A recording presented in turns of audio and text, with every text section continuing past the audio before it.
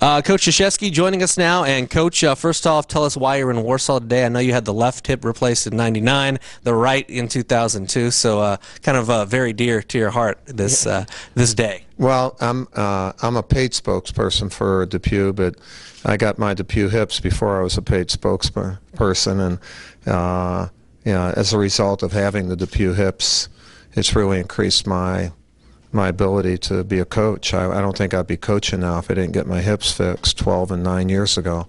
And so today I'm here to talk to the employees, first of all to thank them for the mobility they've given me and try to show them what I've been able to do over this time with the hips that I wouldn't have been able to do if I didn't have the new hips.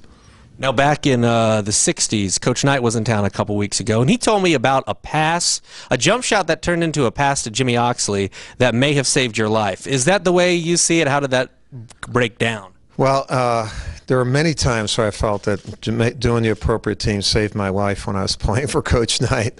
I loved playing for him. He and I are close friends, and as a point guard and as his captain, he didn't want me to shoot, but he wanted me to run the team and pass. And I had a little temptation there to shoot one time, and he told me he'd break my arm if I did. And my arms have never been broken, so I didn't fall to that temptation.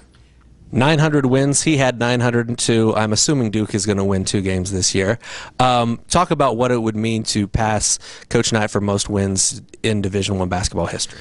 Well, I think it's a great thing. Coach and I have talked about it a lot, especially at the end of last season, because there's a chance if we advanced to the championship game, we may have broken the record. Really, in the history of sport, to be the first 2 people to pass 900 at Division I men's basketball, and for it to be a coach and his point guard. I mean, for 2 people to pass it is one thing, but I mean, he really has a hand in both, and so I'm not sure I'm passing him as much as he's just given me the baton and the knowledge, to go beyond the number of wins, not necessarily the quality of coaching.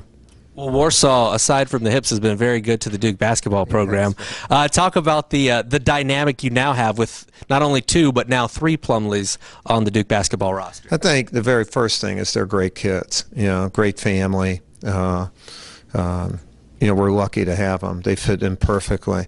Miles and Mason are older. Miles is a senior, Mason a junior, and they have prominent roles on our team. And my feeling with the 2 of them, along with Ryan Kelly, give us 3 of the best big guys that there are in the country. Marshall, as a freshman, you have to pay your dues and learn more. But he's as energetic and passionate about helping us as he can. So we're lucky to have him. Do you feel like I know?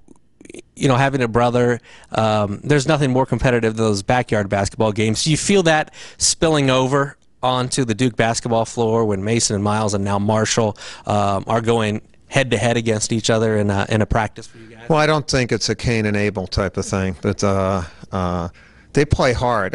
What I see is maybe just a little bit different. They really love one another. I mean, not when they're competing against each other, but we already have 3 guys who get along on the team, who are passionate about supporting one another, and I think they I think they love being together. And the 2 older guys really love the fact that Marshall's with them. They love their younger brother.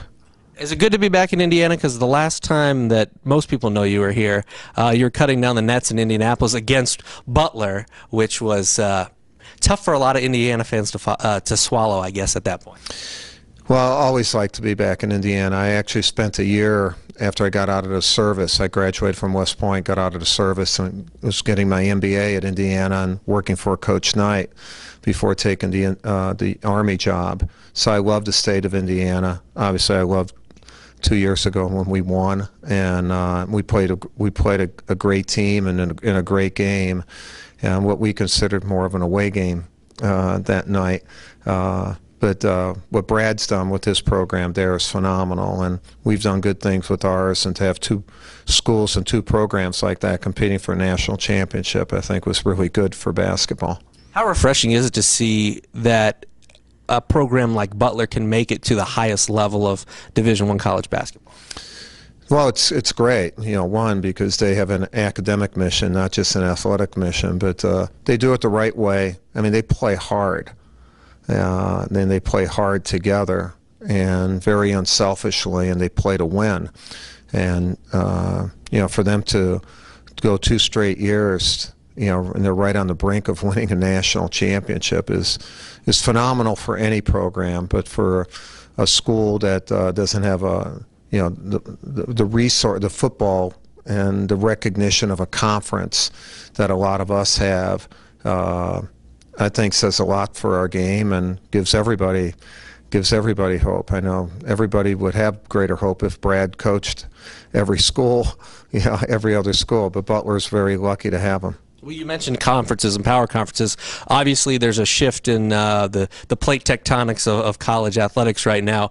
So when you take a look at Pitt and Syracuse with Coach Boeheim and Coach Dixon now looking to join your conference, which is already strong, what's your take on that? And it seems like in Coach Boeheim's comments, he thinks that football and money are kind of ruling the roost, as it were. What are your thoughts on that? Well, I love the fact that our conference has been proactive, and I think we should. I would like to see us add 2 more members if it's possible, to give us 16 and 2 8-team divisions, and to take a look at how it would not only impact football but basketball. And the addition of Syracuse and Pitt, both in football but especially basketball, it helps our conference take us even a step up, and we're already an outstanding conference. I think it's just a way of the world, to do it this way, and I like it. I think it's evolution, and we need to be proactive in that evolution. Final question. In your time with Coach Knight, what's the biggest piece of advice or the biggest thing you took away from kind of learning from what he's been able to do and playing under him? Well, it's tough to say one thing. A lot of what I do as a coach comes from Coach Knight, and he and I are great friends, and I still think his passion to prepare is unmatched. He really prepares. And then his overall passion to win. When I was a young guy, those 2 things impressed me the most, and I was lucky to be his point guard, so I learned a lot of it. And then he let me in after I got through playing for him, and I've learned a lot along the way. But the passion to prepare, there's nobody who prepares in the history of any sport better than Coach Knight. Even Bill Parcells? Well, I think Parcells does it really well, but Coach Knight's brilliant. He's not smart, he's brilliant, and then he's willing to make the commitment to prepare. So you add those 2 things together, and maybe Coach Parcells is as good, but no one's any better than Coach Knight in that regard.